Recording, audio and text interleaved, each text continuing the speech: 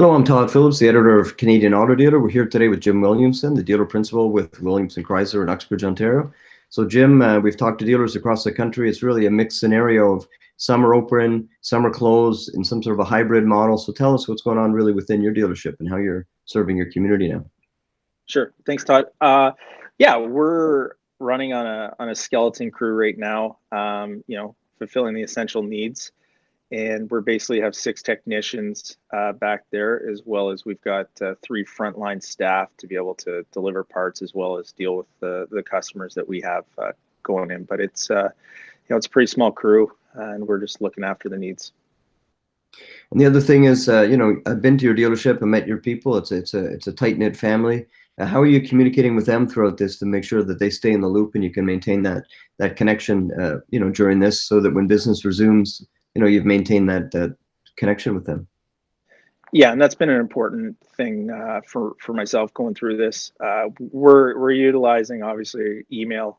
We try to send out messages kind of every few days, just with an update on status of the business, where it's going, because it obviously changes day by day. As far as other members, we're text messaging. We're like family, so we're in group chats and we're in stuff like that. So technology's a big one right now. The other thing is that you're very active in your community. So I know it's a very tight-knit business community in Uxbridge, and you do a lot of community initiatives there in your communities, as many dealers do. So tell us how you're staying connected to the broader community during this, and through your dealership as a member of the business community, because while dealerships are impacted, so is everybody around you, from restaurants to small businesses. And tell us how you guys are working together through this. Yeah, I think as a community, because we're such a small community, all the business owners, for the most part, are talking on a regular basis. We're close with our council and mayor, communicating with them on how we can support, as well as keeping in touch with the hospital that's here locally. So far so good. They haven't needed too much support, but we're here on any notice to help them out. So.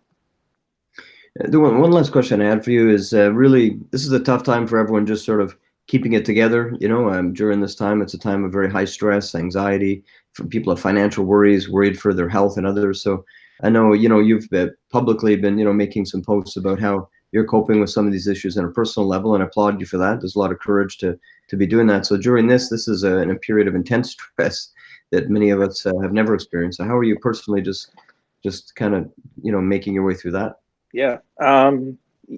You know what? It's routine. You just got to get up every day, try to stick to the same routine, as much as it's been shaked up and tipped on its head. But myself, I'm lucky too. I'm got a lot of great dealer friends out there, industry people, and family as well.